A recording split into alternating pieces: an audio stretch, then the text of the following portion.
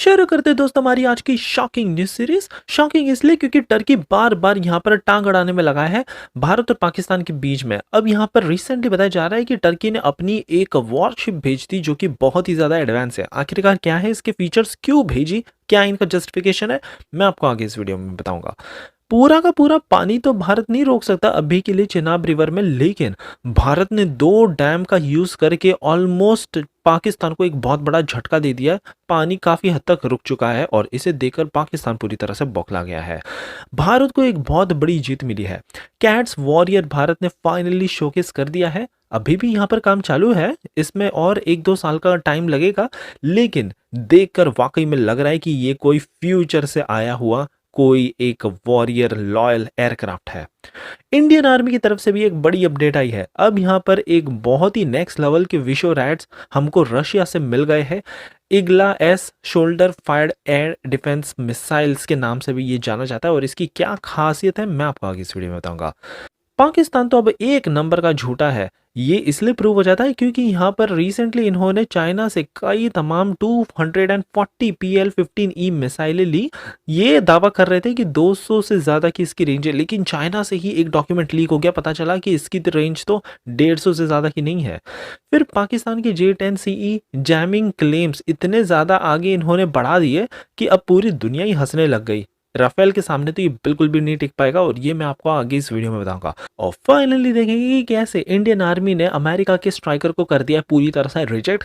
कह दिया है कि ये तो है बस खटारा, और अब भारत भारतीय कंपनियों के साथ जैसे टाटा हो गया और कई तमाम कंपनी के साथ मिलकर खुद का अपना देसी वर्जन ऑफ स्ट्राइकर ये बनाएगा। सो काफी इंटरेस्ट है आज की सीरीज होगी, इसलिए प्लीज आप एंड तक देखिएगा। विदाउट एनी फर्दर डिले हमारी पहली खबर टर्की की तरफ से आ रही है।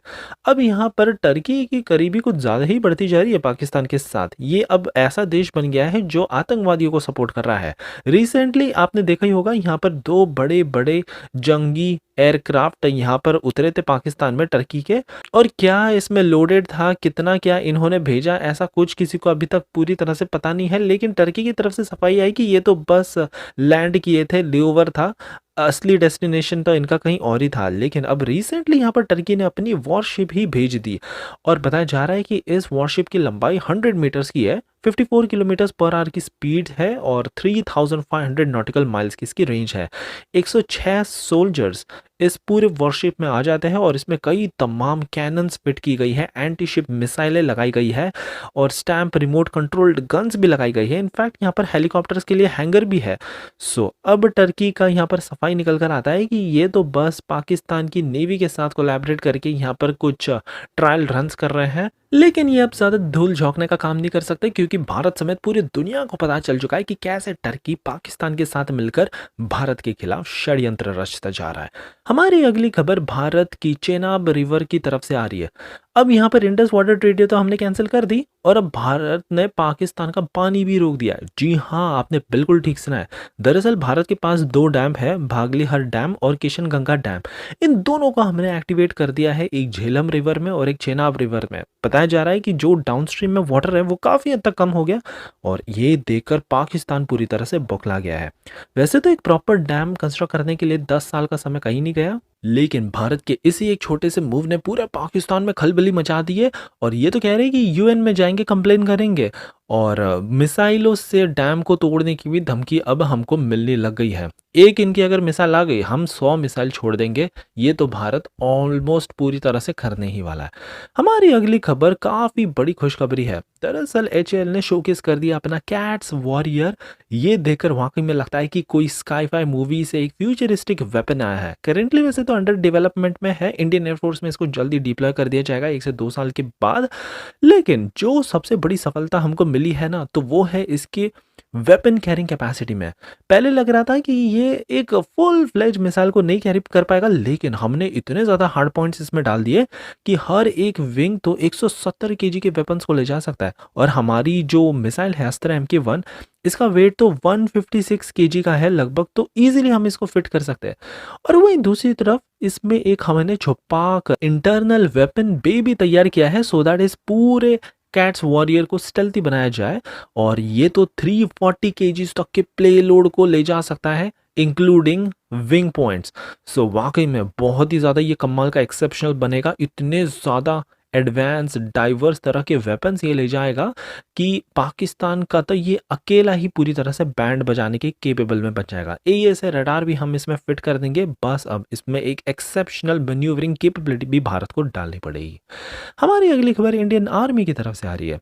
इंडियन आर्मी को मिल चुका है रशिया का सबसे एडवांस इल्का S shoulder fired air defence missile system. वैसे तो ये विशोरैट्स का ही एक नेक्स्ट जनरेशन वेरिएंट है, लेकिन ये बहुत ज़्यादा पावरफुल है हमारे पास जो पहले होते थे उनके कंपेयर में। इंडियन आर्मी ने वैसे तो ऑलरेडी टेंडर और भी हमने फ्लोट कर दिया है 48 मोर लॉन्चर्स और 90 से भी ज़्यादा विशोरैट्स खरीदने के लिए। वैसे ये जितना भी हमने प्रोक्योर किया है बहुत ही इमरजेंसी में प्रोक्योर किया है। 260 करोड़ रुपीस की ये डील साइन हुई है बिटवीन इंडिया एंड रशिया, और ये सारा कुछ सेंटर पावर देता है फोर्सेस को कि आप इमरजेंसी प्रोक्योरमेंट के अंतर्गत ये प्रोक्योर करना स्टार्ट कर दोगे। बस ये तो बस एक शुरुआत है। ऑलरेडी भारत ने अपनी लेजर वेपन डिप्लॉय कर दी है बॉर्डर इलाकों में, जो कि integrated drone detection and inter detection systems के साथ आते हैं। ये जैम कर सकते हैं, स्पूफ कर सकते हैं, ड्रोन्स को मार गिरा सकते हैं 8 किलोमीटर के रेडियस में। वाकई में बहुत ही ज़्यादा कमाल की ये लेज़र वेपन टेक्नोलॉजी है भारत की। हमारी अगली खबर पाकिस्तान के फॉल्स क्लेम्स की तरफ से आ रही है। यहाँ पर पाकिस्तान झूठ में बोलने में तो एक नंबर है। जी हाँ, ये पूरी तरह से प्रूव हो गया है।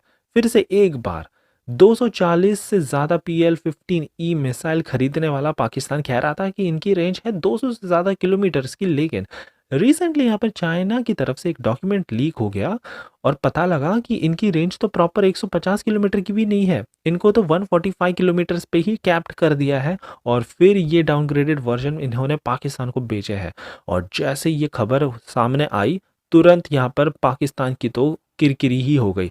इनफैक्ट आगे तो ये भी पता चला कि पाकिस्तान के पास तो पैसे तक नहीं थे इस मिसाइल को खरीदने के लिए, तो चाइना की national arrow technology import and export corporation ने इनको $1.4 बिलियन का लोन दिया, तब जाकर ये इतने सारे मिसाइलों को खरीद पाए हैं। और फाइनली हमारी आखिरी खबर इंडियन आर्मी की तरफ से आ रही है। इन्होंने फाइनली टाटा बाय बाय कर दिया है अमेरिका के स्ट्राइकर APC प्रोक्योरमेंट को। कह दिया है कि ये तो पूरी तरह से भंगार है, कबाड़ है, कचरे का डब्बा है, क्योंकि ये पूरी तरह से फेल हो गया हमारे हाई ऑल्टीट्यूड वाले ट्रायल्स में। ये तो ज़्यादा काम ही नहीं कर पा रहा था, 350 हॉर्स पावर तो कुछ काम का ही नहीं था। सो इसी फ्रस्ट्रेशन में आकर इंडियन आर्मी ने डिसाइड किया कि अब DRDO और भारत की कंपनी किसी टाटा एडवांस सिस्टम या फिर भारत फोर्ज इन्हीं में से किन्हीं को लिया जाएगा, सो दैट भारत अपना एक प्रॉपर WHAP 8x8 सिस्टम बना पाए।